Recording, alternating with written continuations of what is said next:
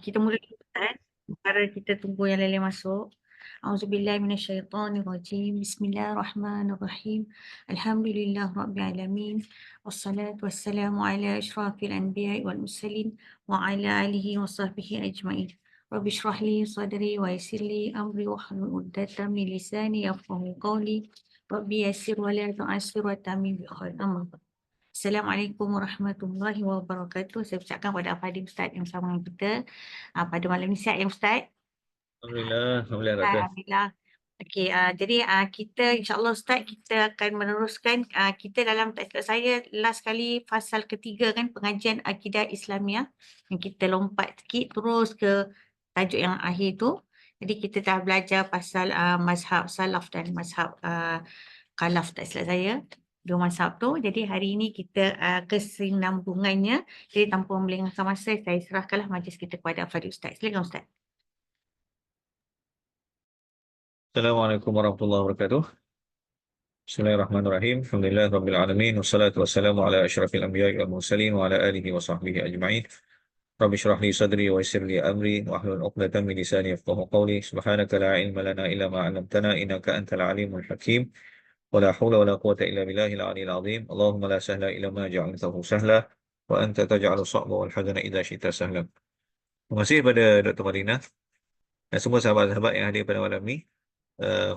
Yang ada sama kita yang tak ramai lah, ada 5 orang Tak apalah, kita mula dengan mana yang ada. Kita tunggu mana-mana lah pokok ada datang, yang akan datang kemudian. Apa sekalipun kita lafazkan setinggi-tinggi kesyukuran pada Allah Subhanahu Wa Taala. Pada malam ni Allah Taala izinkan kita untuk kita datang bertemu walaupun di alam maya, untuk kita sama-sama mengingatkan diri kita, melengkapkan diri kita, menyuburkan iman kita dengan ilmu supaya kita dapat bertemu dengan Allah Subhanahu Wa Taala dengan hati yang tenang. Kalau di Bangi malam ni hujan lebat ni. Saya tak pasti suara saya boleh dengar tak? Dengar clear tak Doktor suara saya? Dengar Ustaz jelas. Dengar. Ah, Alhamdulillah. Okay. hari ni tak lebat pula kat sini. Semalam lebat, betul-betul lebat. Dia gila-gila lah tu. Jadi kadang-kadang rahmat turun kat Bangi malam ni. Dia gila-gila Alhamdulillah. esok turun kat lain juga. Baik, malam ni saya ingat sementara tunggu sahabat-sahabat lain yang mungkin akan datang sekali yang kita malam ni, saya ingat saya nak sentuh sikit lah isu yang mutaakhir ini yang juga berkait dengan akidah jugalah, berkaitan dengan zikir kan, zikir yang kita rasa zikir yang hu tu kan, yang tu saya ingat saya nak sebut sikit lah, saya nak sebut sikit supaya kita boleh ambil sikap yang betul dalam kita menanggapi isu ini, dan supaya yang pertama kita tidak larut dalam perbincangan yang tidak berkesudahan. Itu paling penting lah, supaya kita tidak larut dalam perbincangan yang tidak berkesudahan. Yang kedua adalah kita dapat ambil sikap yang tegas dalam isu ini supaya kita tidak membuang masa dengan bertekak ataupun berbalah dengan isu yang tidak akan berkesudahan sampai bila-bila lah. Baik. Kita peringkat awal, saya ingat ada 2 level perbincangan tentang isu ni, isu zikir ini ada 2 level yang kita kena faham. Yang pertama adalah level perbincangan tentang adakah harus ataupun tidak kita berzikir dengan zikir huwa ataupun hu. Itu level pertama. Jadi kalau tengok level pertama ni, kita dapati bahawa masing-masing pihak ada mengemukakan hujah. Ada pihak yang kata bahawa zikir huwa ini tidak pernah disebut dalam hadis Nabi SAW. Nabi tidak pernah ajar berzikir macam ni, kan? Dan di dalam banyak-banyak zikir pun yang Nabi ajar ke, sahabat ajar ke, tidak kita dapati dalam satu riwayat pun Nabi SAW mengajarkan zikir ini. Baik, itu dalil yang kata kita jangan amalkan zikir ini. Bagi menjawab persoalan ini, datang pihak yang satu lagi yang menyokong kata apa, sebenarnya ada dalil. Dalilnya adalah dalil yang umum. Sebagaimana firman Allah Subhanahu Wa Taala dalam surah Ali Imran, A'udzubillahi minasyaitonirrajim, Alif Lam Mim, Allahu la ilaha illahu. Bukan, hu itu adalah nama Allah Subhanahu Wa Taala. Kemudian dibalas lagi oleh pihak yang pertama. Kalau macam tu, boleh tak kita namakan anak kita dengan Abdul Hu? Dan Abdul Hu, hamba kepada Hu. Nescaya kita tak akan jumpa seorang pun dekat dunia ni sejak dulu sampai sekarang yang namanya adalah Abdul Hu, sama ada orang Arab ataupun orang bukan Arab. Jadi kita tak jumpa lah. Jadi nescaya kalau kita pergi kepada pihak yang satu lagi, kita akan jumpa jawapan balas. Jadi kita akan larut dalam perbahasan yang tidak akan berkesudahan. Baik. Jadi saya rasa sahabat-sahabat sekalian, kita pergi kepada level yang seterusnya adalah level apakah yang sepatutnya kita buat. Jadi level seterusnya adalah apakah zikir yang sepatutnya kita pilih yang terbaik untuk kita amalkan. Level pertama adalah perbahasan tentang adakah boleh ataupun tidak. Itu level pertama. Jadi level pertama inilah yang sekarang ni ramai orang bincangkan. Saya suka pergi pada level kedua. Apa level kedua? Level kedua adalah kita apa nama ni, mengambil sikap apakah dia zikir yang terbaik yang kita nak amalkan dalam kehidupan seharian kita, dalam umur kita yang singkat ini, supaya kita boleh pastikan amalan kita pasti dan pasti diterima oleh Allah Subhanahu Wa Taala. Jadi, sikap kita pada level pertama adalah kita terima bahawa ini adalah masalah khilafiyah, masalah yang menjadi perdebatan dalam kalangan para ulama. Bahkan ulama-ulama seumpama Syekh Ali Jumaah, seorang ulama daripada Al-Azhar, Mesir pun kata bahawa zikir ini ada. Zikir huhu ni ada. Jadi kalau tengok dalam ulama lain kata tak ada. Jadi kita ambil sikap yang pertama pada level pertama ini adalah kita mengambil sikap bahawa ini merupakan satu masalah khilafiyah. Masalah pertelingkahan yang masing-masing ada dalil. Baik.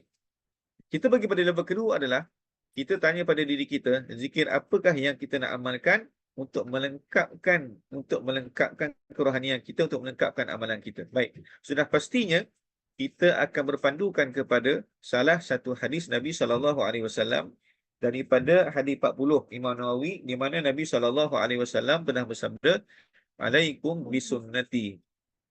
Alaikum bisunnati, kata Nabi SAW.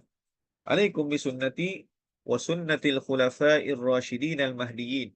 Untuk lebih memberi manfaat kepada semua, uh, saya ambillah kitab itu supaya saya boleh bacakan hadis yang keberapa supaya hadirin semua boleh catatkan dan boleh buat rujukan balik nanti. Baik, hadis yang dimaksudkan adalah hadis di mana Nabi SAW arahkan kita supaya berpegang dengan sunnah Nabi.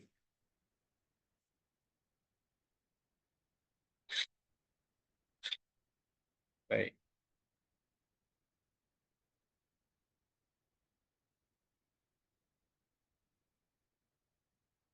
Saya ambil masa sikit, 2-3 minit saya nak cari hadis.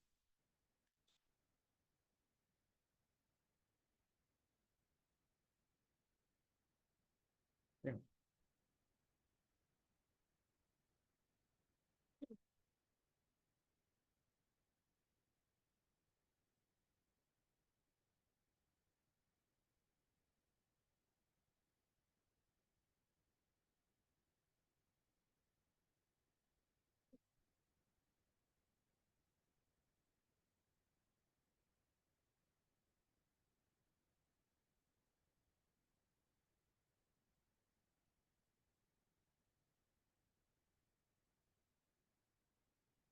Masa sekejap, saya tak jumpa lagi.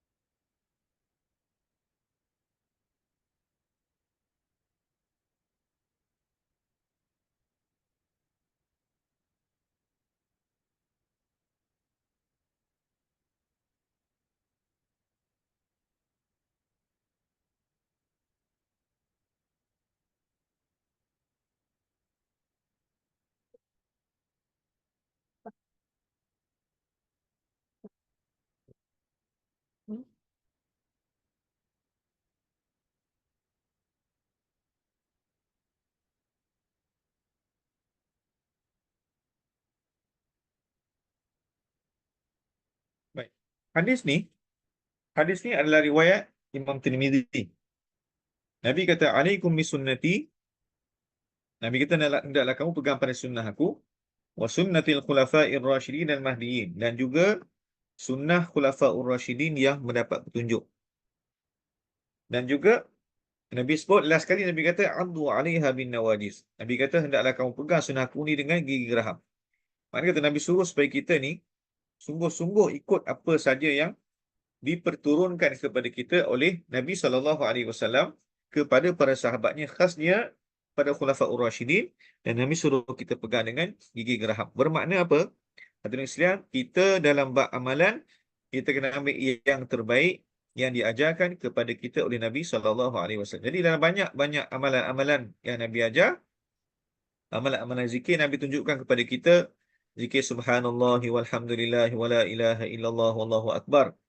Contoh, Nabi ajar kita salawat Allahumma salli ala Sayyidina Muhammad, Allahumma salli ala Muhammad wa ala ali Muhammad. Nabi ajar istighfar, astaghfirullahalazim. Nabi ajar sayyidul istighfar, Allahumma anta rabbi, la ilaha illa anta khalaqtani, dan banyak lagi lah lafaz-lafaz zikir yang diajarkan kepada kita oleh Nabi SAW yang maknanya jelas dan silsilahnya, sanadnya jelas sampai kepada Nabi SAW.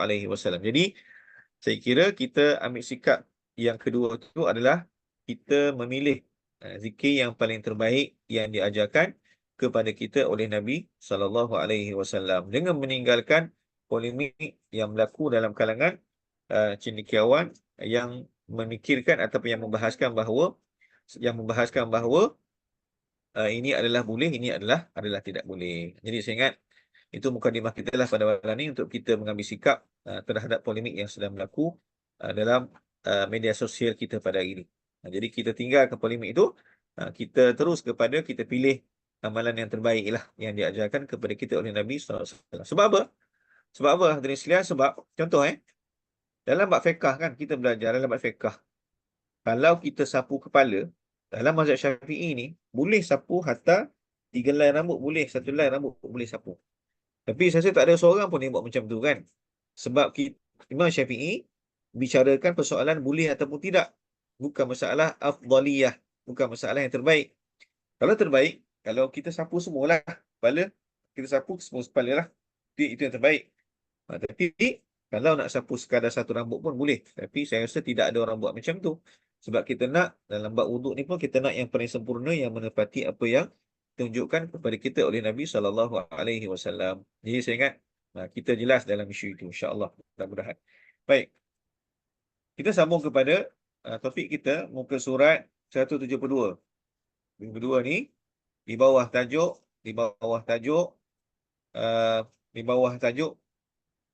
kaedah Al-Quran. Kalau kita boleh buat quick review dulu. Muka surat 165, fasal ketiga, pengajian akidah Islamiah. Dalam bab ni, kita cerita apa? Kita cerita berkaitan dengan kaedah mempelajari akidah oleh mazhab salaf dan mazhab khalaf. Ini pun telah diterangkan tadi dalam ucapan alu-aluan oleh Dr. Marina, dan kita telah jelaskan sedikit bahawa mazhab salaf ini mereka menggunakan pendekatan Al-Quran dalam menerangkan akidah kepada masyarakat. Adapun mazhab khalaf, mereka menggunakan pendekatan akal logik. Dan kesemua ini adalah betul. Dan kesemua ini kita tidak boleh nak menafikan sumbangannya kepada memberikan pengetahuan ataupun memberikan pengajaran kepada umat Islam. Cumanya mungkin timbul persoalan dalam diri kita kan. Kenapa ada mazhab khalaf? Kenapa ada mazhab khalaf? Kenapa tidak hanya ada mazhab salaf sahaja? Ini dia berkait dengan isu sejarah. Sejarah bagaimana agama Islam itu telah tersebar ke semenanjung tanah Arab, bahkan ke negara-negara yang bukan berbahasa Arab, bahkan ke negara-negara yang dulunya mereka beragama Kristian dan beragama lainlah, Kristian ke Yahudi ke ataupun agama Majusi ke. Dan bila mana mereka masuk dalam agama Islam, mereka masuk bersama mereka itu prinsip-prinsip agama. Mereka masuk Islam tu mereka bawa sekali prinsip-prinsip agama mereka. Menyebabkan berlakunya kadang-kadang kekeliruan dalam kalangan orang Islam. Dan juga apabila berlakunya pertemuan ketamadunan, bila mana Islam ni telah tersebar ke negara-negara, contohnya ke Rom kan. Rom dulunya di Syam lah. Sebab Syam ni sekarang ni di Syria. Syam dulunya adalah dikuasai oleh empire Rom. disebut sebagai Byzantine Timur. Byzantine Timur, Baik. Jadi bila mana negara tersebut dulunya adalah negara yang mana yang dulunya ramai ahli falsafah. Jadi kadang-kadang mereka masuk dalam Islam itu, mereka bawa sekali ajaran-ajaran falsafah. Jadi sehingga sampai satu peringkat segolongan ahli falsafah mereka telah menyerang umat Islam ini dengan pemikiran, dengan cara pemikiran, melalui logik. Mereka mempersoalkan sifat-sifat Allah Subhanahu Wa Taala. Mereka persoalkan keadilan Allah Taala.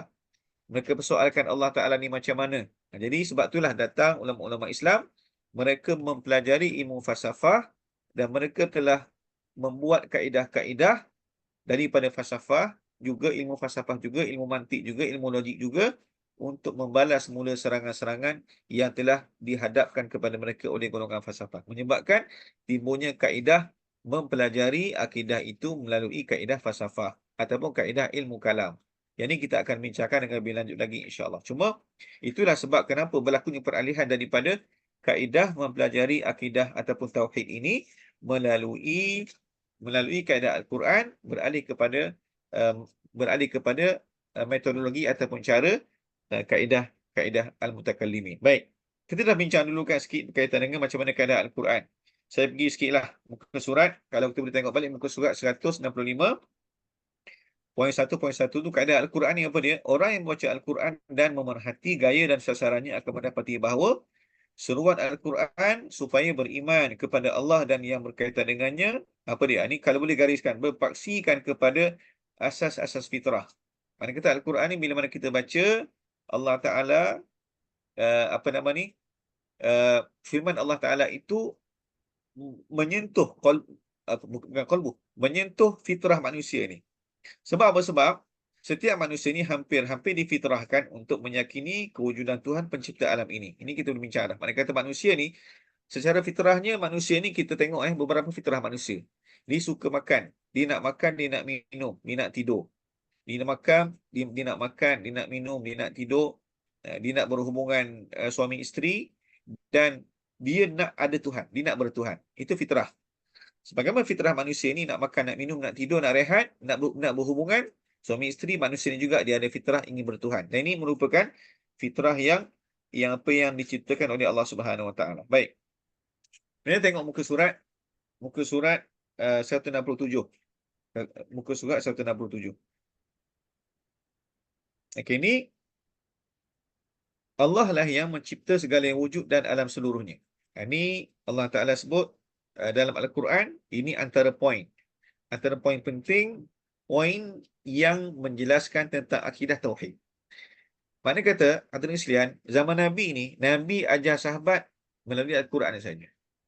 Nabi ni menceritakan kepada sahabat, memperkenalkan Allah Subhanahu Wa Ta'ala kepada sahabat ini melalui Al-Quran saja.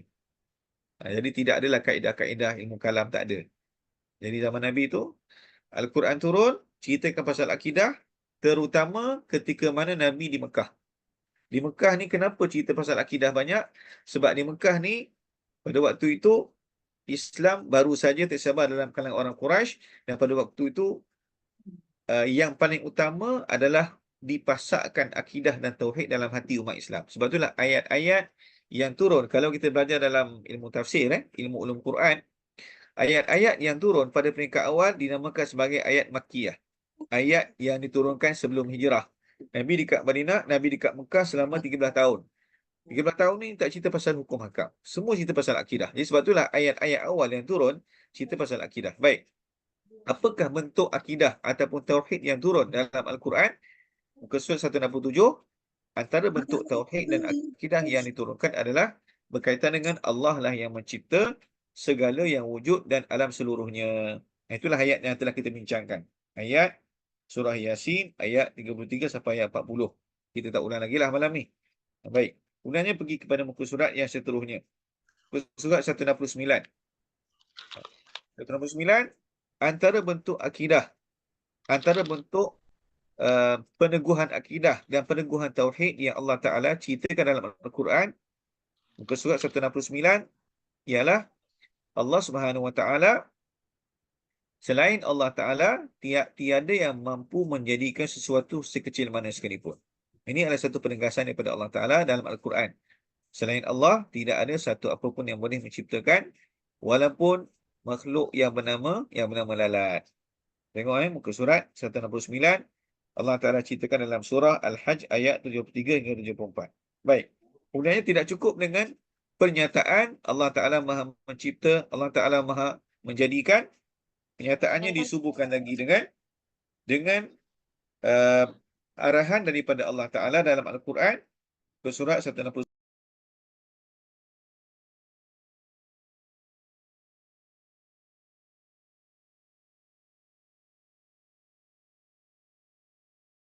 Fitrah rasa bertuhan, kan? Fitrah rasa bertuhan, fitrah meyakini bahawa Allah itu Maha Mencipta. Macam mana nak subuhkan perkara itu? Disubuhkan supaya dengan menuntut manusia ni meneliti, melihat dan memikirkan sesuatu yang terdapat di persekitarannya. Muka surat 170.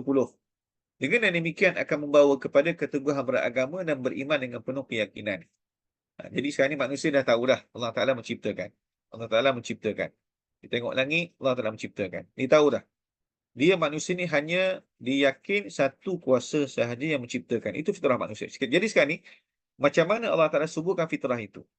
Penyuburan fitrah itu berlaku dengan cara Allah Ta'ala arahkan kita supaya melihat kepada apa yang berlaku di sekeliling kita. Contoh dalam surah At-Tariq ayat 5 sampai ayat 8. Ini pun kita dah bincangkan. Sama juga macam surah Abasa. Surah Abasa ayat 24 sampai ayat 32. Itu pun kita dah bincangkan. Kemudiannya surah apa lagi? Surah Al-Ghashiyah, muka surat 171. Firman Allah Subhanahu wa taala, afala yanzuruna ila al-ibli kaifa khuliqat wa ila as-samai kaifa rufi'at wa ila al-jibali kaifa nusibat wa ila al-ardi kaifa sutihat. Jadi inilah ayat-ayat Al-Quran yang menjentik pemikiran kita. Kita perhatikan. Kan kita sebut dulu kan kenapa Allah Taala perintahkan kita untuk melihat unta kan? Sebab unta tu binatang yang unik berbanding dengan binatang-binatang lain. Dia boleh simpan air lama, dia boleh merentasi padang pasir yang luas dalam tempoh yang lama tanpa perlu kepada minum air. Sebab tu Allah Ta'ala arahkan manusia untuk melihat kepada keunikan unta ini, dan sudah pastilah yang menciptakan itu adalah jauh lebih hebat lagi. Baik, kemudiannya dalam ayat lain, masih lagi dalam ayat supaya kita ni memerhatikan. Ayat 172. Muka surat 172 ayat 101 daripada surah Yunus. Ini kita berhenti sini kan? Kita berhenti sini. Muka surat 172 masih lagi ayat supaya kita ni memerhatikan apa yang berlaku di sekeliling kita. Qul inzuru madza fis samawati wal ard wa ma tughnil ayatu wan nuzuru an qaumin la yu'minun. Allah Taala perintahkan, katakan wahai Muhammad. Maknanya kata Allah Taala perintahkan Nabi ini berkata kepada orang-orang Quraisy, berkata kepada para mad'unya dalam kalangan orang-orang kafir, juga kepada orang-orang beriman supaya bertambah teguh keimanan mereka. Apa perintah Nabi? Apa perintah Allah Taala? Perhatikan dan fikirkanlah apa yang ada di langit dan apa yang ada di bumi dari segala kejadian yang menakjubkan, yang membuktikan keesaan Allah dan kekuasaannya. Kita perhatilah. Jadi tak salah kan kita tengok Animal Planet ke, tengok macam mana kehebatan penciptaan Allah Subhanahu Wa Taala. Tengok cerita pasal lautan, macam mana lautan yang luas itu dia boleh satu tempat dia boleh ada laut yang masin, ada laut yang tawar. Itu semua berlaku dengan kekuasaan Allah Subhanahu Wa Taala. Kalau kita lihat, kita perhatikan, pasti akan menjentik pemikiran kita bahawa inilah dia tanda-tanda kekuasaan Allah Subhanahu Wa Taala yang akan terzahir bagi orang yang memerhatikan. Baik, firman Allah Taala yang seterusnya, inna fi khalqis samawati wal ardi wa ikhtilafil laili wan nahar wal fulki allati tajri fil bahri bima yanfa'un nas wa ma anzalallahu minas samai min ma'in fa ahya bihi al arda ba'da mautiha wa batha fiha min kulli dabbatin wa tasrifir riyah was-sahabil musakhkhari bainas samai wal ardi laayatin liqaumin ya'qilun. Maksudnya apa? Allah Ta'ala menegaskan bahawa sesungguhnya pada kejadian langit dan bumi dan pada pertukaran malam dan siang dan pada kapal-kapal yang melayar di laut yang membawa benda-benda yang bermanfaat kepada manusia. Itu kita nampak kan? Sebab benda yang Allah Ta'ala cerita ni semua kita nampak setiap hari. Setiap hari. Maksudnya mula-mula Allah Ta'ala suruh tengok penciptaan langit dan bumi. Tengok langit. Cuma kadang-kadang, hadirin sekalian, kita akan melihat perkara keajaiban itu apabila seringkali kita lihat, kita dah nampak lagi. Kita tidak nampak lagi itu sebagai ajaib. Kan? Macam ni lah. Uh, dia macam ni kan? Dia macam ni. Apabila kita ni, uh, orang nak buat baik pada kita. Orang buat baik pada kita lah. Orang buat baik pada kita kan? Orang buat baik pada kita. Kita akan hargai dia. Sebab apa awak suka dia? Sebab apa awak sangat sangat ingat pada dia ni? Sebab apa? Sebab dia buat baik pada saya.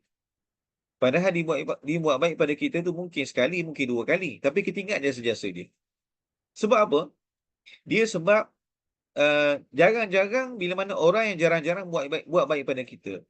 Kita akan ingat dia punya jasa dia. Macam ni lah. Senang ceritakan, kita semua ada anak kan. Kadang-kadang anak kita ni kan. Anak kita ni kita bagi apa saja dia nak. Kan? Dia nak duit kita bagi. Kalau anak yang remaja ni kan, nak kereta, nak motor bagi kan. Nak baju beli. Tapi kadang-kadang kan, dia tak ingat yang kita bagi tu, dia ingat yang kawan dia bagi. Kan? Kawan dia bagi yang dia ingat. Mak tak bagi apa, ataupun kadang-kadang dia ingat siapa? Dia ingat yang orang lain bagilah. Kawan-kawan dia buat baik pada dia kan. Dia kata kawan dia lah yang kawan dia lah yang paling faham perasaan dia. Kawan dia boleh dengar. Sebenarnya kalau ikutnya dia boleh besar panjang macam tu.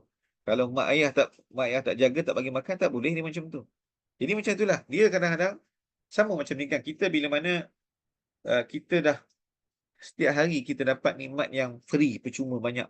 Kan? Kita bangun-bangun tidur, kita seduh udara, kita seduh oksigen. Tak terasa itu satu nikmat. Sebab ada hari-hari dia macam tu dah. Bila nikmat ni dah selalu sangat kita dapat, kita dah tak rasa lah sebagai satu nikmat. Sama juga bila mana kita melihat keajaiban.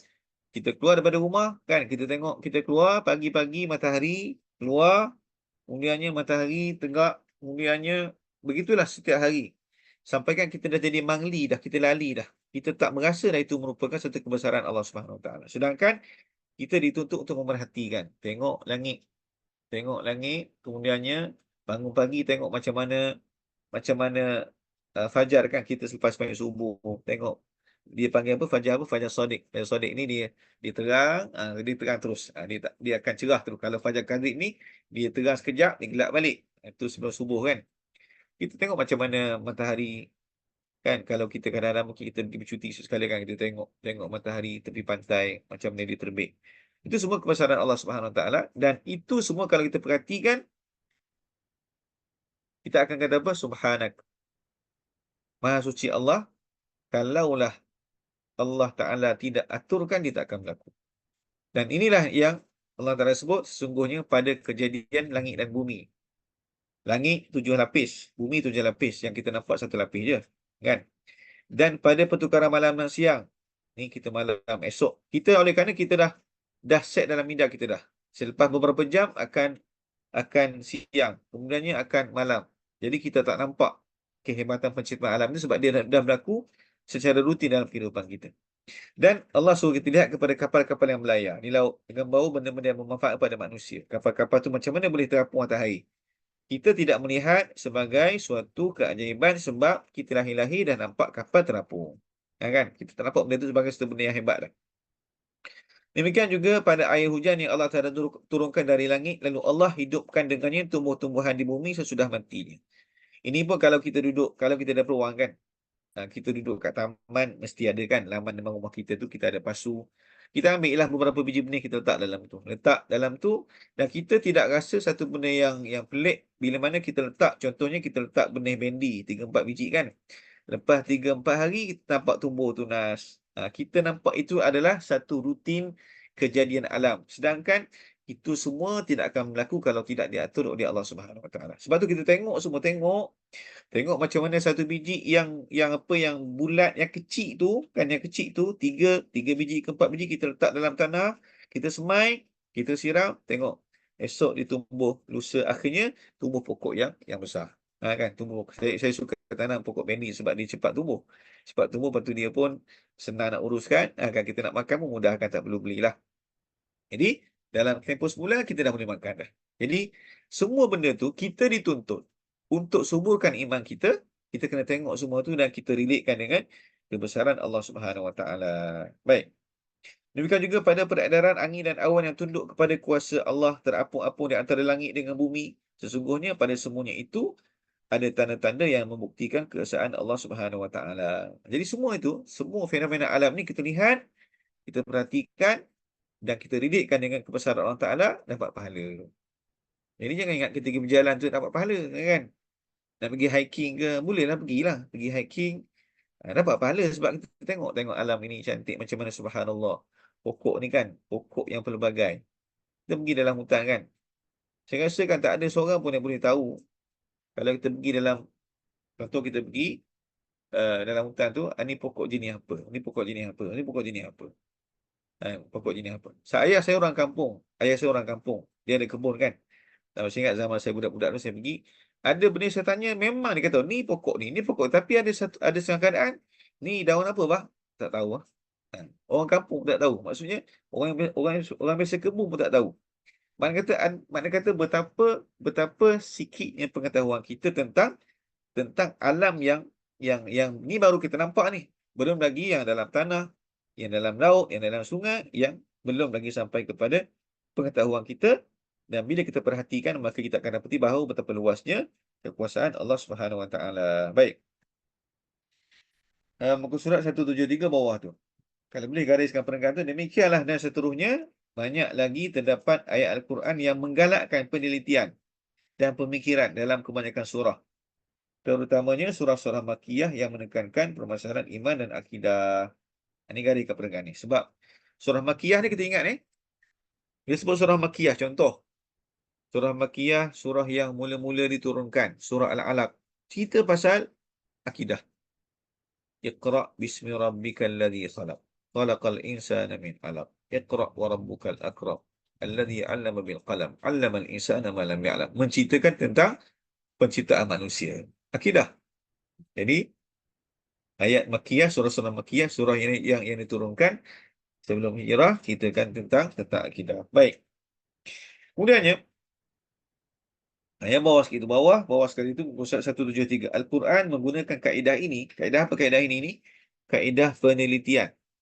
Quran menggunakan kaedah ini, kaedah penelitian dalam seruannya kepada tauhid dengan membawakan dalil biasa tentang pertemuan dua kuasa yang akan menyebabkan kerosakan. Jadi Al-Quran di samping suruh kita perhatikan tentang penciptaan ataupun fenomena alam ini, kadang-kadang Al-Quran datangkan juga dalil untuk menggerakkan akal kita untuk berfikir. Contoh, muka surat 174. Yang tadi tu kita terus serap je. Tengok alam ni cantik, alam ni indah, kita serap. Ni kekuasaan Allah Ta'ala. Tapi ada juga kadang-kadang ada ayat Quran yang membawakan kepada kita logik. Tapi logik yang tidaklah logik yang berat macam ilmu kalam itu. Ni logik yang kita boleh faham. Contoh muka surat 174. 74 Allah Ta'ala kata apa? Ni Allah Ta'ala ketuk pemikiran kita dengan pernyataan yang membuatkan kita berfikir. Amittakhadhu alihatan minal ardi hum yunshirun law kana fihima alihatun illallahu lafasadata fasubhanallahi rabbil arsy amma yasifun. Baik. Ini Allah Ta'ala tujukan kepada siapa? Kepada orang-orang kafir. Adakah benda-benda dari bumi yang mereka jadikan Tuhan-Tuhan itu dapat menghidupkan semula sesuatu yang mati? Ini kalau tanyalah. Tapi lah, kalau bertanya tu cakap elok-elok lah kan. Kita takut nanti orang salah faham. Macam ni lah. Kita pergi kepada siapa? Kepada orang yang sembah patung. Sembah Tok Pekong. Kita pergi pada orang sembah Tok Pekong. Di kedai Cina ke kan. Kita tengok, kita tanya ni kan. Tanya dia, ni boleh bergerak ke? Ni dia boleh makan tak? Tanya. Jadi kalau dia tak marah kita, mungkin dia akan tengok kita dengan atas bawah. Ini orang ni mabuk ke apa ni kan. Dan sebab itulah, saya rasa saya pernah cerita dalam kuliah ni ataupun kuliah lain lah kan. Kalau kita kalaulah kita tanya orang Cina tu kan, orang Cina lah. Saya sebut orang Cina sebab kita mudah nampak. Kita pergi kedai mereka, kita akan nampak mereka ni ada satu tempat untuk mereka ni buat upacara penyembahan. Ada Tuhan mereka, kononnya lah. Kemudian mereka letak buah-buah kan. Mereka letak buah-buah. Kalaulah katakan buah-buah yang mereka letak tu, tiba-tiba esok tu buah tinggal kulit saja. Mesti mereka tutuplah kedai tu. Mereka cari kedai lain dah. Sebab mereka kata kedai tu kedai yang berhantu. Sebab mereka pun apa nama ni tak akan tergerak dalam hati mereka bahawa patung yang mereka sembah tu boleh makan dan boleh minum. Sebab itulah Allah Ta'ala tanya, amittakhadhu alihatan minal ardi hum yunshirun. Adakah benda-benda dari bumi yang mereka jadikan Tuhan-Tuhan itu dapat menghidupkan semula sesuatu yang mati? Ini kemuncak lah ni. Allah tanya benda kemuncak. Kemuncak kepada kekuasaan yang boleh dibuat oleh Tuhan. Apa dia? Hidupkan orang mati. Jadi, yang mereka sembah tu patung. Ikutlah patung berhala yang berada di tokong Cina ke, berada di kuil Hindu ke. Adakah benda tu boleh menghidupkan sesuatu semula yang mati? Ini satu persoalan yang kita semua ni akan fikir, dan kalaulah manusia tu fikir dengan logik akal, dia terpaksa menerima bahawa tak mungkin benda yang mereka sembah tu boleh hidupkan. Bahkan benda yang mereka sembah tu, kalaulah contoh ya, berlaku banjir ke, berlaku kebakaran ke, patung-patung tu sendiri pun perlu diselamatkan, dan mereka tak perlu nak selamatkan diri mereka sendiri. Jadi itu adalah satu penegasan daripada Allah Ta'ala. Allah Ta'ala tanya pemikiran kita. Baik, kemudiannya mungkin di sana ada orang fikirkan Tuhan ni mungkin ada dua, mungkin ada tiga, mungkin ada lebih satu Tuhan dekat dunia ni. Sebab itu adalah satu kepercayaan bagi agama Majusi. Tuhan ni ada dua, Tuhan yang jahat, Tuhan yang menguasai kejahatan, dan Tuhan yang menguasai kebaikan. Jadi Tuhan ada dua. Baik. Jadi Allah Ta'ala tanya kepada manusia, kalaulah Tuhan yang ada dua, apa yang akan berlaku? Dalam ayat ni kan, lau kana fihima alihatun illallahu lafasadata. Kalau ada di langit dan di bumi Tuhan-Tuhannya selain daripada Allah Ta'ala. Maksudnya kata kalau ada Tuhan yang ramai lah, bukan dua, ramai. Kalau ada di langit dan di bumi Tuhan-Tuhan yang lain dari Allah, nescaya rosaklah pentadbiran kedua-duanya. Maksud kata Allah Ta'ala nak tarik perhatian manusia supaya menjauhi perkara syirik. Hanya sembah Allah Ta'ala saja.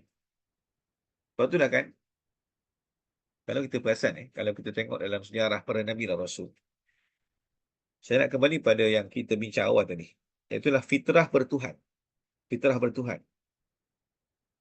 Kalau tengok dalam Al-Quran, cerita Nabi dan Rasul, Rasul-Rasul ini, mereka didatangkan kepada kaum mereka, diutuskan kepada kaum mereka, bukan nak ceritakan bahawa, wahai kaumku, hendaklah kamu percaya ada Tuhan. Tak pernah dalam Quran sebut macam tu. Dalam Quran tidak pernah diceritakan kisah Nabi-Nabi ini, mereka didatangkan kepada kaum mereka untuk menceritakan bahawa Tuhan itu wujud. Apa yang berlaku adalah mereka diutuskan kepada kaum mereka untuk mereka mempertegaskan bahawa, wahai kaumku, hendaklah kamu hanya sembah Allah. Jangan sekutukan Allah dengan Tuhan-Tuhan yang lain. Jadi maksudnya penegasan Al-Quran adalah supaya jangan mensekutukan Allah dengan Tuhan-Tuhan yang lain. Bukan nak cerita bahawa ada yang Tuhan. Sebab Tuhan tu memang, kita sebut awal tadi kan, keberadaan Tuhan dalam pemikiran manusia itu memang dah difitrahkan. Keberadaan Tuhan dalam pemikiran manusia itu dah difitrahkan. Cumanya manusia ni dia, bila mana tidak ada bimbingan, maka mereka mencari-cari siapakah Tuhan yang sebenar. Kadang-kadang mereka sembah Tuhan yang sebenar dan mensyirikkan dengan Tuhan-Tuhan yang lain. Sebab tu saya pernah tanyakan kepada kawan saya lah yang beragama Hindu. Kata, kenapa awak sembah Tuhan-Tuhan yang banyak ni? Dia kata, sebenarnya kami sembah Tuhan yang satu. Kami sembah Tuhan yang satu. Cuma yang ni apa ni, patung-patung ni? Sebab dia banyak patung-patung kan? Kalau pergi ke kuil Hindu kan banyak patung-patung kan. Dia kata patung-patung ni sebenarnya adalah melambangkan sifat-sifat Tuhan.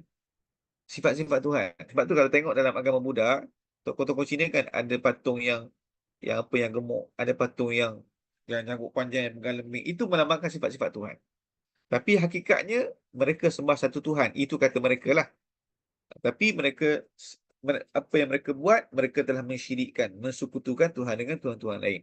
Jadi sebab itulah Nabi-Nabi datang, mereka apa nama ni menyeru kepada kaum mereka supaya hanya menyembah Allah Taala yang satu. Sebab itu dalam Quran Allah Taala ketuk pemikiran manusia. Lau kana fihima alihatun illallahu lafasadata.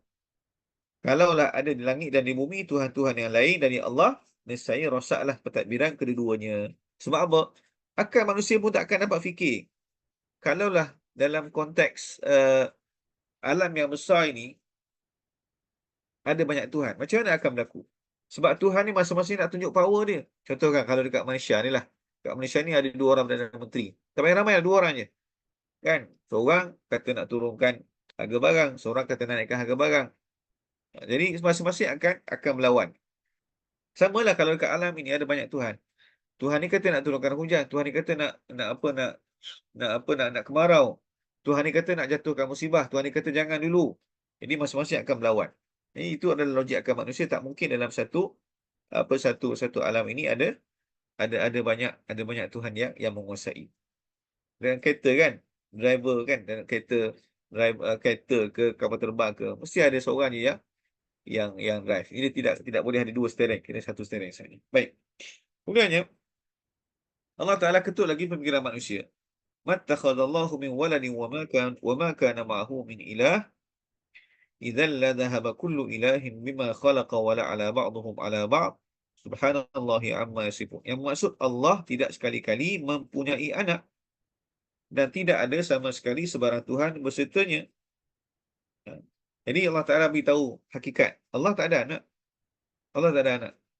Sebab kita kat dunia ni, hadirin sekalian, kita mungkin memikirkan bahawa setiap benda hidup tu akan ada anak. Kan? Manusia ada anak. Binatang ada anak. Jadi kita fikir Tuhan ni kan hidup. Ada anak ke? Itu persoalan yang mungkin datang dalam fikiran manusia. Jadi Allah Ta'ala nafikan. Allah Ta'ala tak ada anak. Dan Allah Ta'ala tidak ada Tuhan yang selain daripada Allah Ta'ala, Tuhan yang lain. Sebab apa? Baik. Kalau sekiranya, kalaulah ada banyak Tuhan. Ayat tu kan? Izan. Kalaulah ada banyak Tuhan. Maksudnya kalau Tuhan yang ada anak, ada Tuhan-Tuhan lain. Apa berlaku adalah, tentulah tiap-tiap Tuhan itu akan menguasai dan menguruskan segala yang diciptakannya dengan bersendirian. Dan tentulah setengahnya akan bertindak mengalahkan setengah yang lain. Kalau Tuhan ni banyak, maksudnya semesti Tuhan-Tuhan itu akan masing-masing saling berebut pengaruh.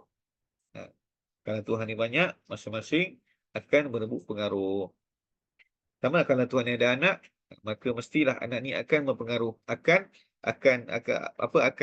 nak juga bahagian dia. Tambah-tambah kalau Tuhan ni ada ramai anak, pastilah anak-anak Tuhan ni akan bergaduh merebut kekuasaan dia. Jadi sebab itulah tak mungkin Tuhan ni boleh jadi lebih pada satu.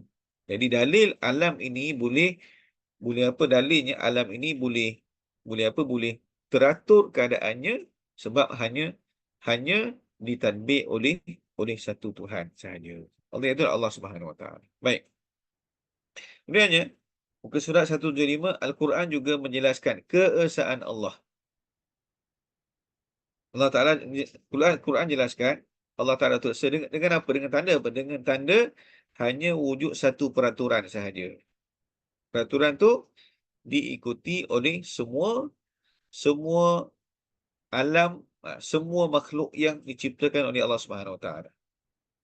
Buatlah apa dalam surah Al-Isra, tusabbihu lahus samawati sab'u wal ardu wa man fihin wa in min syai'in illa yusabbihu bihamdihi walakin la tafqahuna tasbihahu. Yang maksud langit yang 7 dan bumi serta sekalian makhluk yang ada padanya sentiasa mengucap tasbih bagi Allah. Dan tiada sesuatu pun, tak ada sesuatu pun. Semua melainkan bertasbih dengan memuji. akan tetapi kamu tidak faham akan tasbih mereka. Ni. Walakin la tafqahuna tasbihahum. Tapi kamu tidak faham tasbih mereka. Mana kata alam ini bertasbih.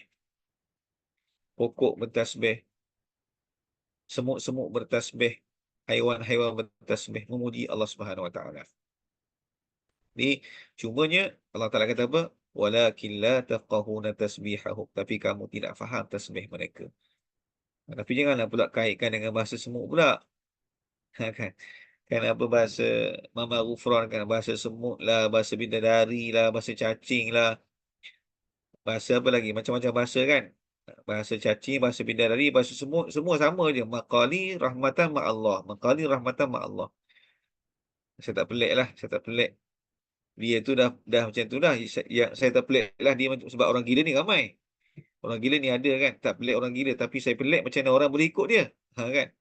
Saya pelik macam mana orang boleh ikut dia. Jadi, bahasa semut ke, bahasa apa ke, semua tu difahami oleh Allah Subhanahu Wa Taala dan semua mereka bertasbih kepada Allah Taala. Semua mereka bertasbih, cuma kita tak fahamlah cara mereka bagaimana. Cumanya kalau buat kajian kan, saya ada baca jugalah. Pokok-pokok kalau letak alat tu dia ada getaran. Itulah tasbih dia. Ada getaran. Maksudnya pokok pun sekalipun kalau letak alat pada pokok tu ada getaran. Getaran tu lah untuk alat yang ni kan frekuensi tu kan. Boleh kesan getaran. Getaran tu lah merupakan tasbih pokok kepada penciptanya adalah Allah Subhanahu Wa Taala. Kemudian yang Allah Taala sebut dalam surah Al-Hajj ayat 18 muka surat 176. Alam tara anna Allah yasjudu lahu ma fis samawati wa ma fil ardi wasyamsu wal qamar wan nujumu wal jibalu wasyajaru wad dawabu wa katsirun minan nas wa katsirun haqqa alaihi al azab wa man yuhinillahu fama lahu min mukrim innallaha yaf'alu ma yasha. Maksudnya apa? Tidakkah engkau mengetahui bahawa segala yang ada di langit dan yang ada di bumi tunduk sujud kepada Allah? Apa dia tu? Dijelaskan. Dan di antaranya termasuklah matahari sujud pada Allah Ta'ala. Apa tanda matahari sujud pada Allah Ta'ala? Matahari tidak pernah lewat walaupun satu saat. Kan? Kalau katakan dalam ramalan. Bukan ramalan. Dalam jangkaan kan?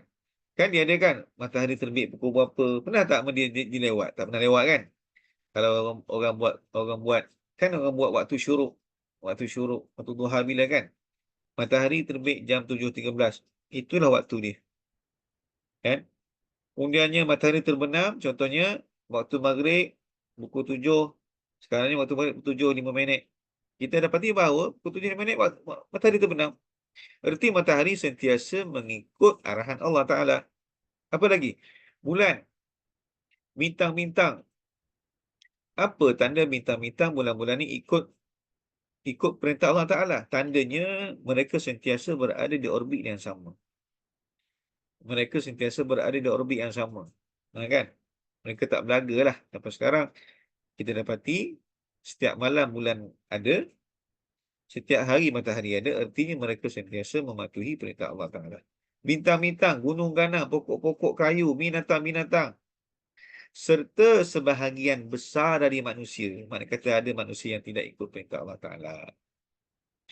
Jadi binatang-binatang ikut perintah Allah Ta'ala. Ikut peraturan Allah. Ikut arahan Allah. Tapi manusia, sebahagiannya tidak ikut.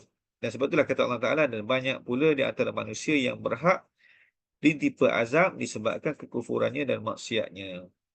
Ini manusia inilah yang banyak cekadak kata kan. Sebab binatang ni ikut binatang, haiwan, ikut peraturan Allah Ta'ala. Tapi manusia banyak cekadak. Manusia ni banyak Allah Ta'ala suruh buat gitu, dia buat gini. Sebab apa? Sebab keistimewaan manusia, dia diberikan pilihan. Freedom of choice. Ada pun matahari, ada pun bulan, binatang, itulah dia. Allah Ta'ala lah bagi dia peraturan tu, dia jadi auto lah, ikut. Tapi manusia ni dia ada freedom of choice, dia boleh buat, dia boleh pilih. Dia boleh pilih mana yang dia nak, mana yang baik, mana yang dibuat, mana yang difikirkan dia nak buat, dia boleh buat. Dia boleh pilih mana yang dia nak dan boleh tinggal apa yang dia tak nak. Baik, jadi dengan cara macam ni lah, dengan cara Quran ceritakan apa tadi. Kita ni kesimpulan kat bawah ni. Kesimpulan kat bawah ni Dengan cara macam tu lah. Dengan cara Allah Ta'ala ceritakan tentang kekuasaan dia mula-mula tadi. Kemudiannya disuruh kita ni perhatikan apa nama ni, alam yang diciptakan. Mula-mula Allah Ta'ala ciptakan hakikat, dia menciptakan. Yang kedua, Allah Ta'ala sebutkan tentang ayat kedua, ayat yang ceritakan berkaitan dengan apa nama ni, memerhatikan alam ini. Ulang sekali ya. Kalau kita tengok pada awal tadi kan, gugusan ayat pertama cerita tentang penyataan bahawa Allah menciptakan. Gugusan ayat kedua, penyataan yang menceritakan tentang pemerhatian bagaimana alam yang diciptakan oleh Allah Subhanahu Wa Taala, supaya menambahkan, teguhkan keimanan kita. Gugusan ayat ketiga menceritakan tentang Allah Ta'ala bawa kepada kita situasi. Apa dia? Contoh tadi kan, apa yang kamu sembah tu tak mampu nak hidupkan.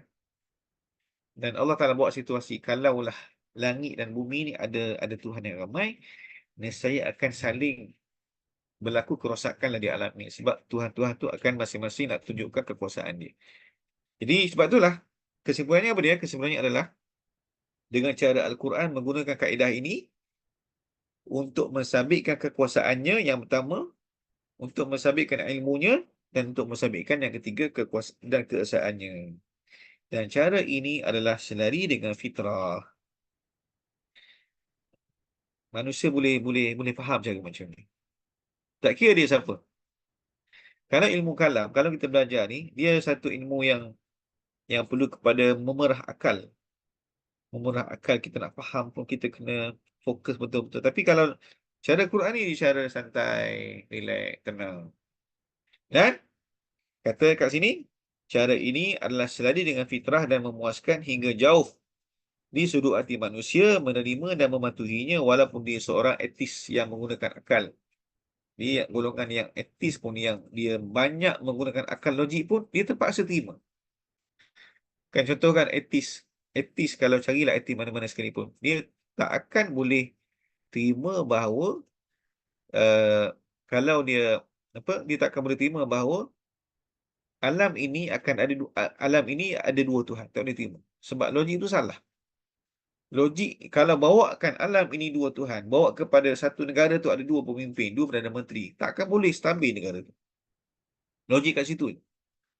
Logik kat situ je kan. Tak payah negara lah kalau dalam sebuah jabatan ada dua orang bos. Bos ni suruh hari ni nak bagi cuti kan. Kalau kami di universiti ni, contohnya kalau dekat universiti tu ada dua orang NC yang pertama kata nak bagi cuti cuti peristiwa. NC kedua tu tak nak bagi cuti peristiwa. Memang huru-hara pentadbiran universiti tu. Itu baru kecil matahari alam ini. Baik. Jadi akal tak boleh terima benda tu. Dan inilah kaedah yang disepakati sesuai dengan orang ramai yang merupakan golongan terbesar pada setiap umat dan generasi. Jadi apa makna orang ramai kat sini? Orang ramai sini orang kebanyakan. Orang kebanyakan. Sebab dalam masyarakat kan dia ada golongan, kalau kita tengok dalam struktur masyarakat yang disusun oleh tokoh-tokoh negarawan zaman-zaman dulu kan, contoh macam Aristotle ke Plato ke, dia kalau bentuk tiga segi tu, golongan atas tu golongan bangsawan. Ini kemudian golongan teknokrat. Kemudian bawah sekali tu golongan kebanyakan, yang lapisan paling bawah. Jadi itu namanya orang kebanyakan. Orang kebanyakan yang mana sebahagian mereka ni berfikiran sederhana, tidaklah terlalu bijak sangat. Maknanya dia ni adalah layman. Dia baca Quran, dia tengok dalam Quran, dia melihat kepada arahan-arahan Allah dalam Quran, pemikiran boleh faham, hati boleh terima bahawa ini cerita pasal akidah, cerita pasal tauhid. Dia boleh terima dengan mudah. Al-Quran ceritakan pasal tauhid, memang Allah Ta'ala yang satu. Dia boleh terima dengan mudah. Yang tadi kan perumpamaan, kalaulah yang kamu sembah tu, boleh tak hidupkan? Boleh tak menghidupkan sesuatu yang kamu sembah tu? Yang ni semua tu, orang kebanyakan boleh faham. Orang kebanyakan boleh faham. Baik. Dan juga golongan pakar yang kecil bilangannya. Dan orang yang bijak berfikir pun, mereka baca Quran, mereka boleh faham cerita tentang akidah. Jadi, kedua-dua golongan tersebut bersama-sama mendapat manfaat daripada kaedah Al-Quran ini. Sebab tu dah tengok contoh. Contoh. Allah Ta'ala sebut apa? Falyanzuril insanu mimma khuliqa mimma indafid. Yang maksud, setelah mengetahui yang demikian, maka hendaklah manusia memikirkan dari apa ia diciptakan. Ia diciptakan dari air mani yang memancut ke dalam rahim. Itu semua orang boleh faham. Orang kampung ke boleh faham. Cuma orang kampung faham dia, oh manusia ni dijadikan daripada air mani. Asal daripada apa nama ni? Ovum dan sperm kan. Tapi orang kampung tak tahu benda tu. Dia tahu bahawa bila kahwin, bila berlaku persetubuhan antara suami isteri, maka boleh jadi anak. Orang kampung faham macam tu. Tapi kalau pergi pada orang bandar, orang level yang tinggi sikit, oh sebenarnya air mani itu adalah kombinasi antara sperma dengan ovum. Kemudian pergi pada yang lebih detail lagi, saintis, oh sebenarnya dalam tu ada macam-macam lah. Ada berenang semua kan. Dia ada tempoh-tempoh masa dia. Mana kata, Al-Quran bagi simple je. Tapi ayat Al-Quran yang sama, tapi boleh difahami dengan pelbagai dimensi yang berbeza-beza oleh pelbagai kebanyakan orang. Oleh pelbagai lapisan masyarakat. Golongan layman dia faham macam ni. Dia faham, oh manusia ni, jadi bila Quran sebut, فَلْيَنْظُرِ الْإِنسَانُ مِمَّا خُلِقَ, hendaklah manusia melihat daripada apa dijadikan. Al-Quran bagi simple je. خُلِقَ مِنْ مَاءٍ دَافِقٍ. Manusia dijadikan daripada air mani yang terpencuk. Semua orang tahu. Semua orang tahu kan? Orang asli ke, orang yang tak sekolah ke, dia tahu manusia ni bila kahwin ada anak. Bila kahwin berlaku persubuhan ada anak. Kemungkinan boleh jadi anak. Tapi pemahaman tu berbeza lah. Bila pergi pada orang bandar, level tinggi sikit, oh, disebabkan dia mula buat kajian. Mani tu apa? Sperma tu apa? Ovum tu apa?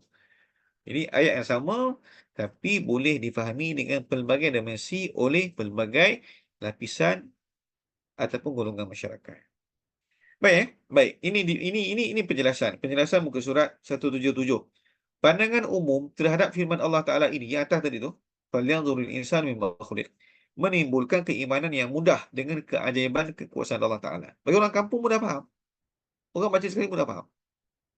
Manakala pandangan ahli biologi kan, yang pakar dalam sains hayat, doktor ke, doktor perubatan, mereka pula ayat ini menimbulkan kekaguman, kehairanan dan iman yang mendalam tentang perkembangan kejadian manusia dan penciptaannya.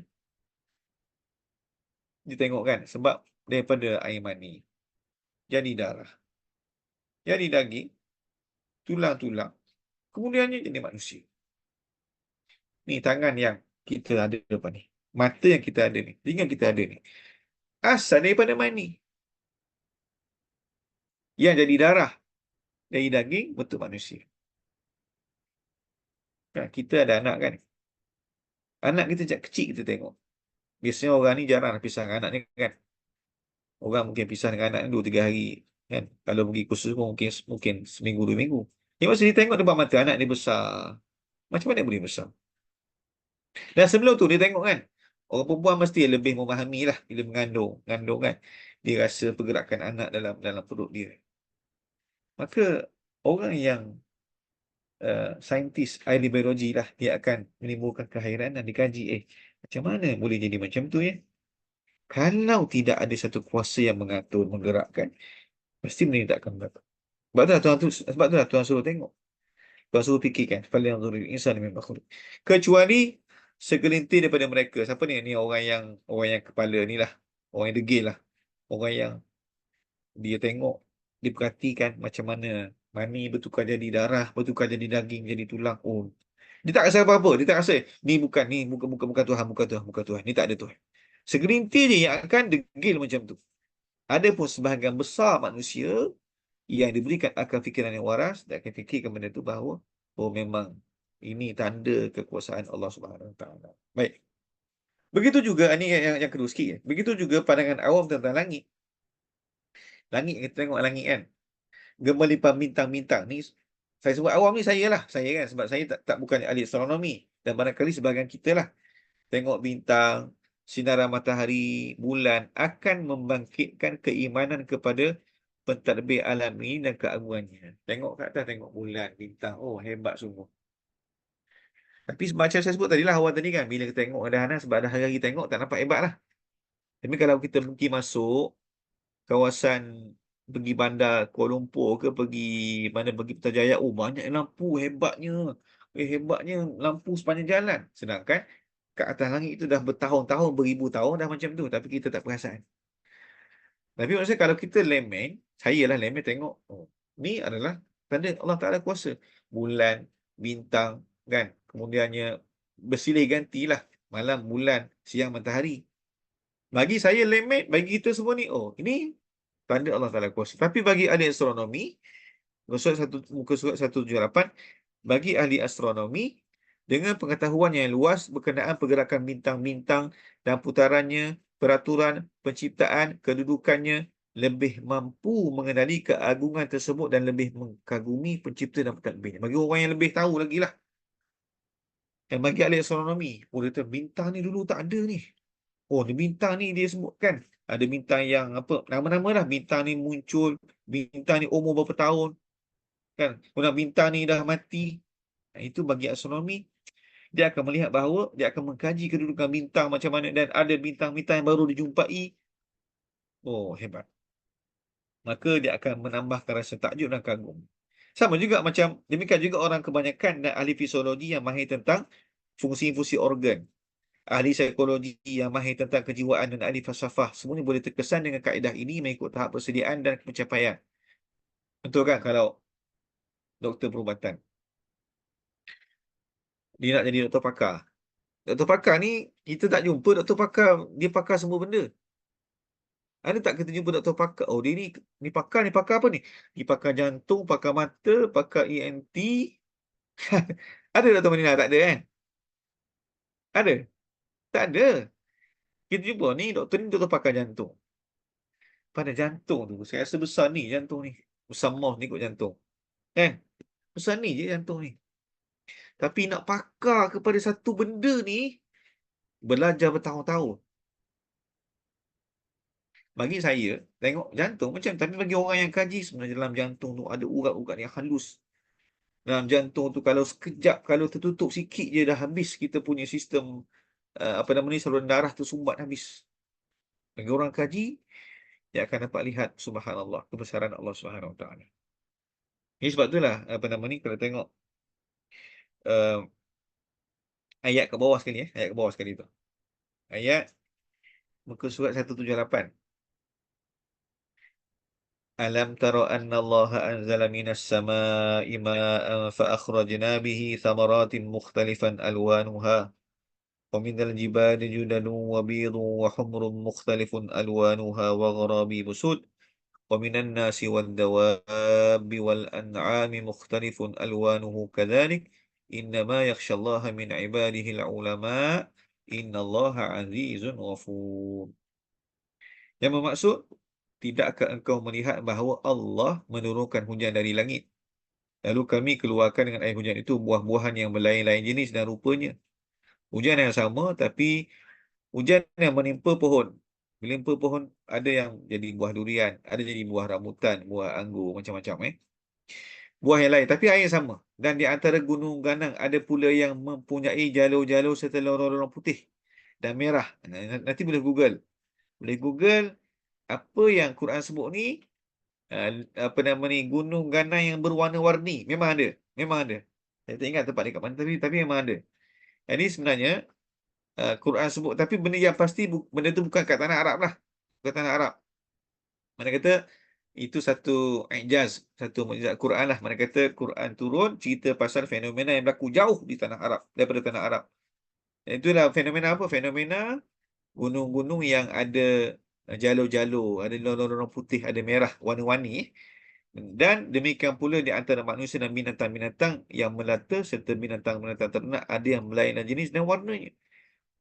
Binatang-binatang yang pelbagai jenis. Tak payah binatang lah, manusia kan, manusia tengok. Manusia ni ada yang kulit putih, ada yang kulit hitam manis, ada yang kulit sawo matang, ada yang warna kuning langsat. Lidah yang sama, tapi mempunyai suara yang berbeza. Lidah yang sama tapi mempunyai percakapan yang berlainan bahasa. Kan kalau tengok dekat kita punya lah, kita punya apa? Kita Malaysia kita kan, berapa banyak bahasa yang kita ada. Belum cerita bahasa orang asli lagi, belum cerita lagi lahjah-lahjah, lorat-lorat negeri masing-masing kan. Tapi lidah yang sama je. Tak ada, oh kalau negeri ni lidah dia panjang sikit sebab dia cakap tu dia macam suara dia kasar sikit. Tak ada kan. Lidah sama je. Panjang sama, saiz sama, tapi keluarkan suara berbeza dan bahasa berbeza. Baik. Sebenarnya yang menaruh mimman takut dari melanggar perintah Allah dari kalangan hamba-hambanya hanya orang yang berilmu. Sesungguhnya Allah Maha Kuasa lagi Maha Pengampun. Mana kata bila mana orang yang disebut sebagai innama yakhsyallaha min ibadihi ulama, sesungguhnya hanya yang takut pada Allah adalah dalam kalangan hamba-hambanya yang ulama. Ulama ni orang ada ilmu lah. Rainbow Mountain, betul-betul. Betul, di China. Di China, betul di China. Jadi, orang yang hanya berilmu, orang tahu benda ni, bila mana dia berilmu, sebenarnya dia memahami lah, memahami, dia tengok alam. Sebab ayat ni turun, ayat ni, kalau tengok dalam susunan dalam Quran, dia cerita tentang fenomena keindahan alam. Ayat ni, ayat dalam surah Fatir ini, surah Fatir ini, Tolong betulkan bukan surah Al-Fatir. Bawah tu kat bawah tu muka surat 179 tu surah Al-Fatir bukan Dia tidak ada al surah Fatir. Jadi ayat ni dia dalam gugusan ayat yang menceritakan tentang fenomena alam. Bermakna orang yang melihat alam, memahami alam ini dan dengan itu akan meneguhkan akidahnya, keimanannya kepada pencipta, kepada Allah Subhanahu Wa Taala, maka sesekali dia tidak akan melanggar perintah Allah Taala. Sebab dia yakin kekuasaan Allah Ta'ala, dia akan tidak akan melanggar perintah Allah Ta'ala. Jadi Allah Ta'ala katakan bahawa dengan sebab memahami kebesaran Allah, maka akan membuahkan ketakwaan dan takut seseorang hamba kepada Allah Subhanahu Wa Ta'ala. Allah Alam, kita dah lebih dah masa. InsyaAllah pada pertemuan akan datang, kita akan masuk kepada surat 179.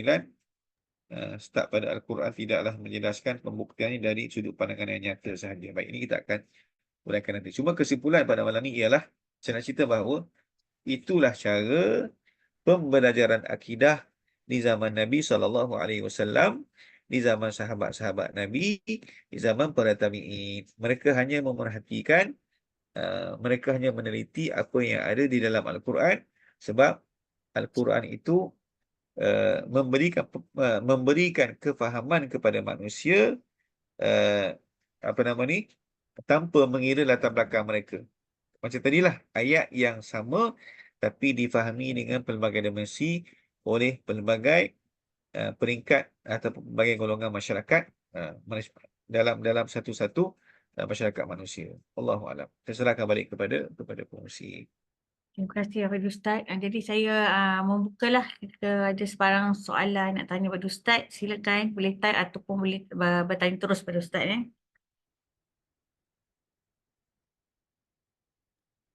Assalamualaikum warahmatullahi wabarakatuh, Ustaz. Salam. Ya.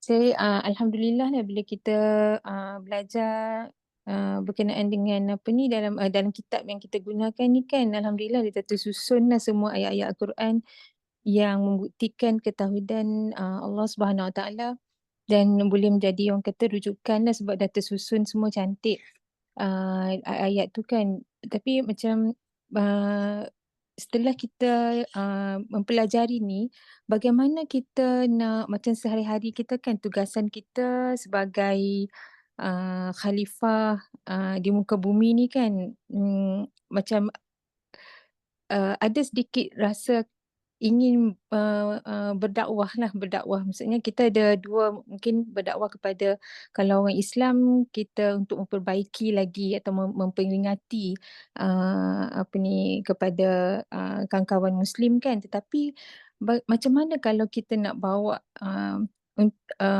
orang yang bukan Islam yang sangat baik dengan kita, macam misalnya kawan-kawan kita yang memang kita rasa sangat baik dengan kita kan, kau yang bukan, yang not yet Muslim lah kan. So macam mana kita punya, kalau ada tips lah daripada Ustaz untuk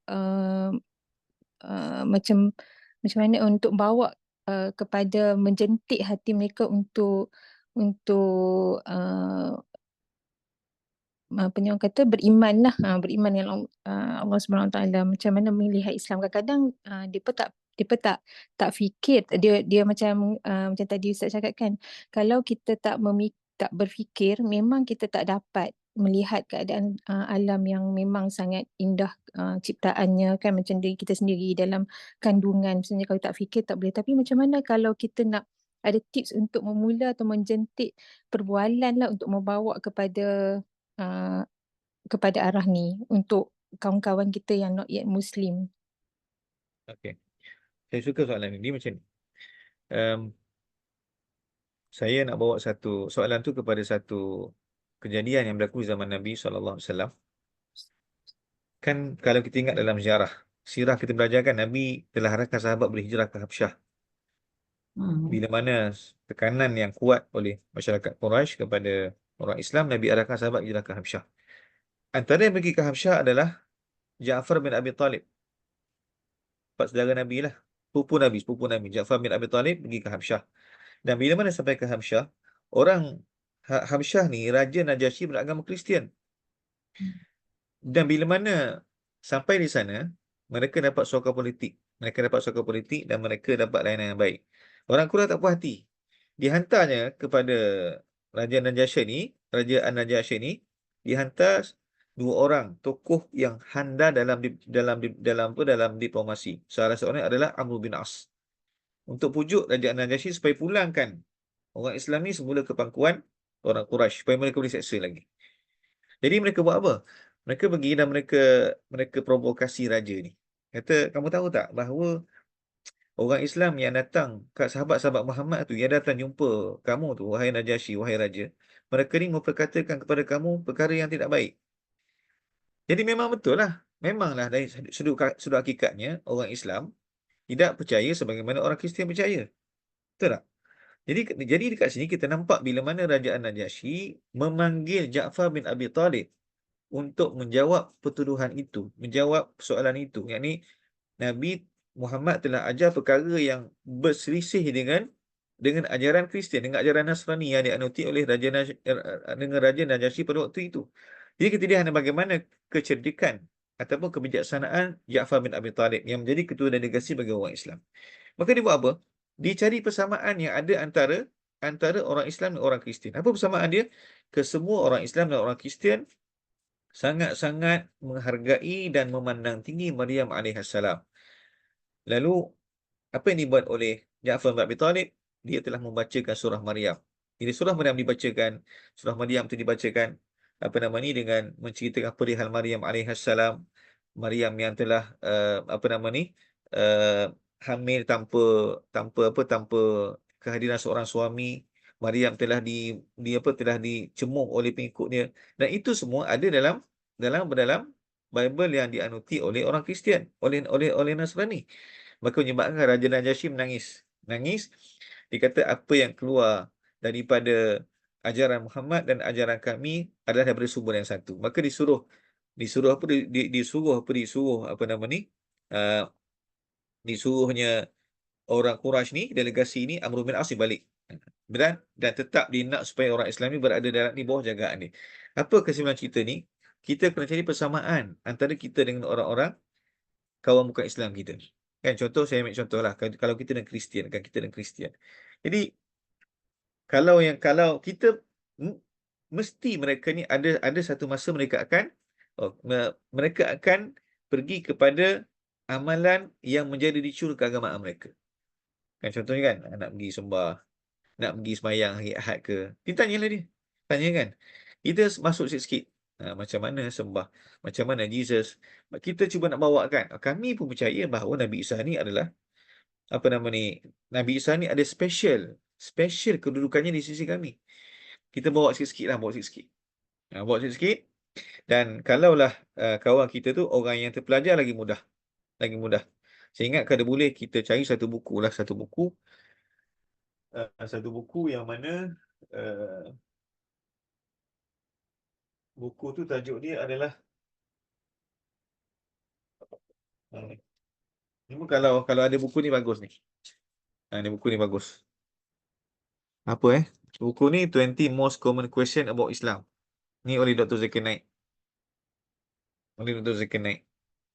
Jadi kalau boleh cari buku ni, hadiahkan kepada kawan-kawan ni. Sebab kadang-kadang kan kita nak mulakan macam mana tak boleh kan. Jadi kita nak mulakan macam tak boleh. Mungkin kalau kita bagi hadiah Quran, besar sangat Quran tu. Tapi kalau bagi lah. Bagi lah, ni kami hadiahkan. Ni adalah buku kami. Ni adalah Quran kami. Ini adalah kita panggil sebagai holy book kami lah. Jadi kalau kamu ada kitab suci, kami pun ada kitab. Kita bagi. Dan kita bagi buku-buku yang saya nampak buku-buku yang sangat bagus untuk dikongsikan dengan orang bukan Islam ni adalah buku-buku tulisan Dr. Zakir Naik. Ni antaranya 20 most common questions about Islam. Ni nanti saya share buku ni kepada Dr. Marina lah. Jadi kesimpulannya adalah bila mana kita nak mendekati kawan kita tu, kita cuba cari persamaan yang ada. Sebab tu dalam Quran kalau tengok dalam surah Ali Imran, bila mana Nabi SAW nak ajak orang Kristian ni kepada Islam, maka Nabi ajak macam mana? Nabi ajak supaya nanti sahabat yang bertanya tu boleh tengok saya sharekan ayat. Ni contoh lah ayat dalam surah Ali Imran, surah Ali Imran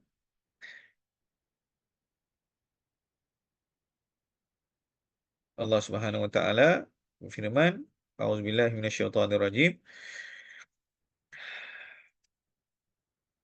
Qul ya ahlal kitab, ayat 64. Katakanlah wahai Muhammad, wahai ahli kitab, ta'alau ila kalimatin sawa'in bainana wa bainakum. Marilah kepada satu kalimah yang sama di antara kita dan di antara kami dengan kamu. Apa dia? Alla na'budu illallah. Kami tidak akan menyembah melainkan hanya menyembah Allah Subhanahu wa taala. Jadi kita ajak kepada persamaan. Jadi kalau saya ingat, kalau kita dan Kristian mungkin mudah sikit sebab kita banyak persamaan. Dia orang percaya dengan Nabi Isa, kita percaya kepada Nabi Isa. Cuma bezanya, beza kita mungkin, beza adalah kita anggap Nabi Isa itu adalah Nabi, tapi mereka anggap Nabi Isa itu adalah Tuhan. Itu beza dia. Tapi kita mungkin boleh sharekan, kita boleh kongsikan.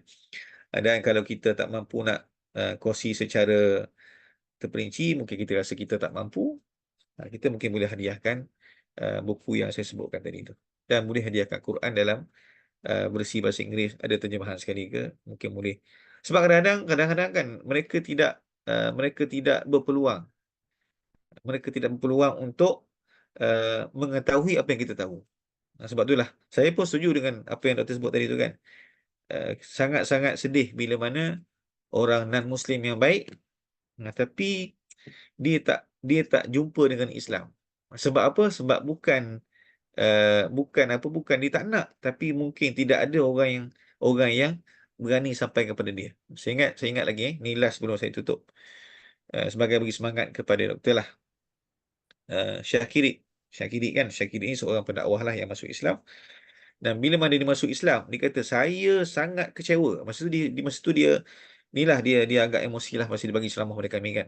Dia kata dulu ni saya bekerja, sekeliling saya 90% orang Islam.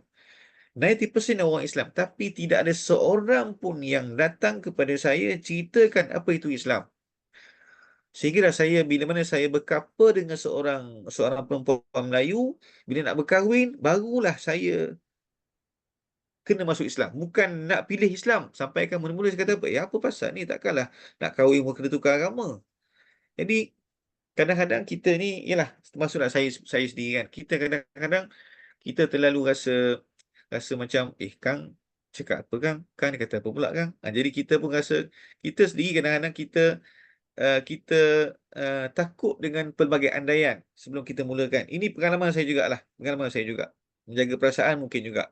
Tapi tak apalah kalau kita rasa kita mungkin tak mampu nak bercakap secara berdepan, ingat yang paling bagus kita hadiahkanlah buku-buku yang saya sebutkan tadi ataupun Al-Quran. Wallahu a'lam. Moga menjawab persoalan. Okey, Farah. Ya, terima kasih banyak. Alhamdulillah dapat tips buku tu cadangan yang bagus juga. Alhamdulillah, terima kasih. Ya. Okey, sama. Saya pun setuju Ustaz. Saya pun ada waktu saya didik di Jitra. Jadi dulu saya yang urus, sebab saya sibuk, suami sibuk yang uruskan anak. Saya punya pakcik India. Di Indian, satu family India, tapi dia duduk di kawasan Melayu lah. Dan dia memang sangat baik, sangat menemati masa, sangat menjaga anak saya. Dia pastikan dia tunggu anak saya balik masuk kereta. Kalau dia tengok anak saya pergi beli aiskrim ke apa, dia tunggu. Dia pastikan selamatlah budak-budak ni. Sampai ke satu saat saya tak berapa sihat, dia offer diri untuk hantar tuition malam pun dia hantar. Anak saya tanpa minta ekstra bayaran. Dia rasa dia bertanggungjawab. Jadi itulah tapi itulah dia bukan beragama Islam lah.